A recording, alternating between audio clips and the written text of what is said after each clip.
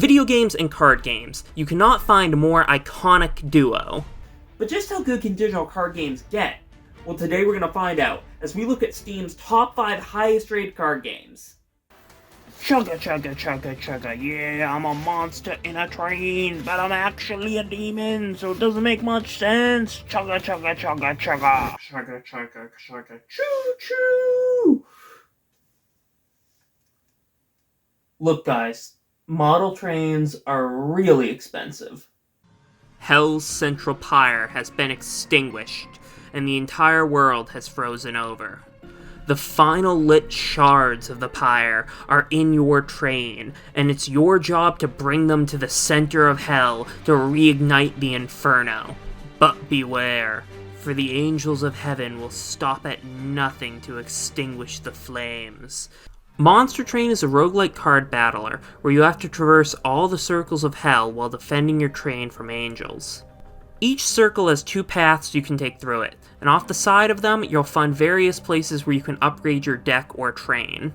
You can get artifacts that essentially add new rules to the game. You can upgrade your deck with new cards, you can replenish your pyre's HP, and much, much more. At the end of each circle, you'll enter into a battle. Now, what makes Monster Train different from most card battlers is that it actually takes place on 4 separate planes. Enemies will spawn on the first floor of your train and gradually move upwards. Your goal is to stop them before they get to the top floor and begin attacking your pyre. Each turn, you'll be given a hand of cards and energy to play them. There are 2 different types of cards, demons and spells. Spells have various different effects, and these can range from your basic healing spells to more complicated spells, such as spells that get you new demons. Demons are monsters that will attack any angels that enter their floor. You can place your demons on any of the first 3 levels, provided you don't exceed their occupancy limit. Each demon has their own health and attack stats, and may also have armor or an effect. If your pyre's destroyed, then it's game over, but that doesn't mean your run was worthless. Every time you fail, you get more cards and more clans, which give you even more options in future runs. Overall, Monster Train is a fantastic game that I'd recommend to anyone who enjoys card battlers or just strategic card games in general.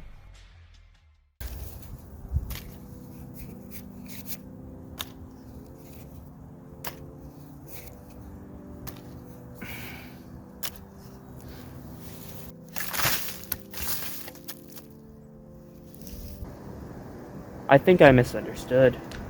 Stacklands is a village builder roguelike game. In the beginning, you'll start with only 1 villager and a few environment cards, but you can use your villager to mine environments to create more resources which can be sold for coins that can be used to buy booster packs, and these packs contain even more environments, more resources, and more villagers.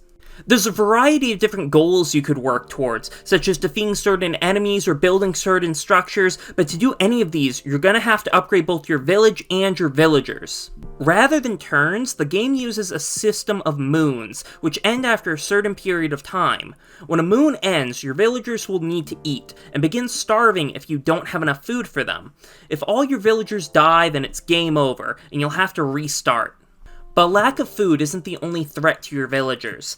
At the end of each moon, there's a chance a portal will spawn. If you do nothing, these will disappear and spawn a wave of enemies that will attack your villagers. If you're not careful, then you can easily find your villagers being overrun. Now, admittedly, I've only scratched the surface on this one. It has so much to offer, and right now it's only $5 on Steam, so if anything I've just said about it interests you, then make sure you check it out. Alright everyone, it's time to use your phone. Yu-Gi-Oh! Duel Links is a turn-based card game where you summon monsters, set traps, and cast spells in order to reduce your opponent's life points to 0. The rules of the game are based off of the Yu-Gi-Oh! Card game, but with a few changes made to simplify it. Modern Yu-Gi-Oh! Has grown to be pretty complex, so if you're new to the game or just want an experience that emulates an early version of Yu-Gi-Oh!, then this is perfect for you. You can play as multiple different characters from the Yu-Gi-Oh! Anime, each having various abilities for you to choose between. You can build a deck based around a certain ability, or you can build whatever deck you want and just pick a generic ability. The game is insanely fun, but it's also insanely grindy. Certain cards can only be unlocked after grinding for hours, while others are locked behind a paywall if you want multiple copies. For example, going into the game, I really wanted to build a Crystal Beast deck. I grinded for hours just to get the first few cards, then afterwards I looked up to see how long it would take to get the rest of the deck. Turns out, in order to get one copy of one card that was essential for my deck, I would have to play every day for a month and a half. Still, the game really is fun, especially if you're willing to go with the flow and don't have your heart set on one deck in particular. It's also worth noting that Duel Links is the only game on this list to have multiplayer, and it has a very active competitive scene. It doesn't matter if you're a veteran duelist or completely new to the game, Duel Links is perfect for you, and it's absolutely worth the low cost of free. Duel Links is also cross-platform, meaning you can start playing it on your PC, then switch over to your phone and pick up from the exact point that you left off. And you know what that means, right? We can finally play card games on motorcycles!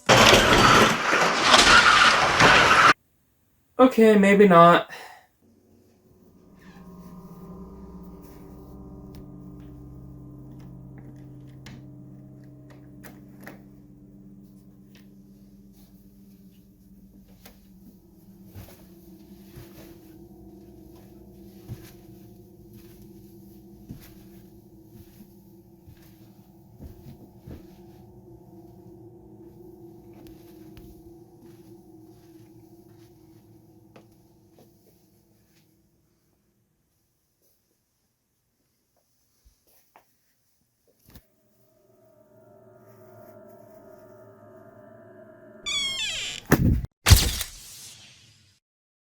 Inscription may be the best digital card game ever made.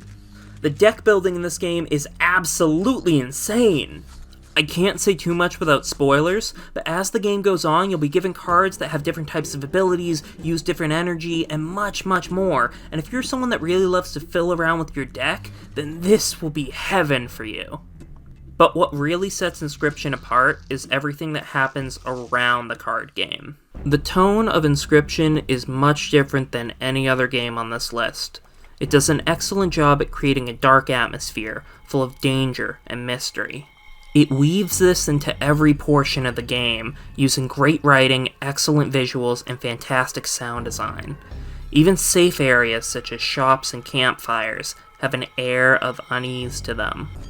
Pull back from the board, and you'll find yourself in a small cabin full of mysteries and puzzles.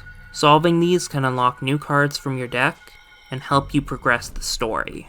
Speaking of which, I can't really say anything about the story without spoiling it, but just know that it is fantastic, full of memorable moments and dark twists that will leave you thinking about it long after you close the game.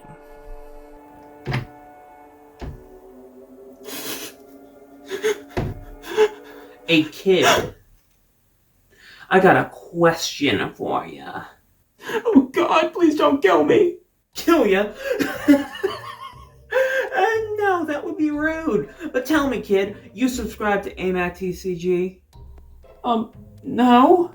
Well, why not? Don't you know that AMAC TCG is your ultimate source for all trading card game content, including buyer's guides, reviews, skits, and more? But I don't have any money to subscribe. Subscribing is free! Okay, I'll do it! Don't be like him. Subscribe to AMAC TCG today for all your trading card needs. Please.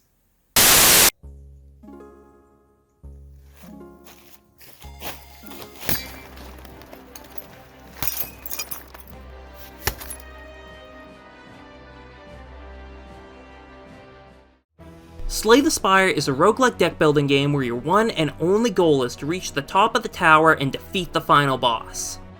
Unlike other card battlers, you only control one character, and your cards simply serve as your abilities. The first stage of each turn consists of you playing any cards you want to. During this stage, you'll be able to see what your enemies intend to do on their turn. This gives you the chance to anticipate and respond to their actions before they make them. While individual battles usually aren't too challenging, the fact that you don't heal between them makes the game much more difficult. Every time you die, you'll have to start all the way from the beginning. However, each death will unlock characters with different abilities and new cards for your next run. The more you play, the stronger you'll get, and the better chance you have at finally slaying the Spire. So there's Steam's top 5 highest rated card games, but let me know what your favorite Jojo card game is down in the description. Anyway, till next time. Oh no, they're here. They must have found me somehow, man, but it's too late, it's... the anime. おかわいいこと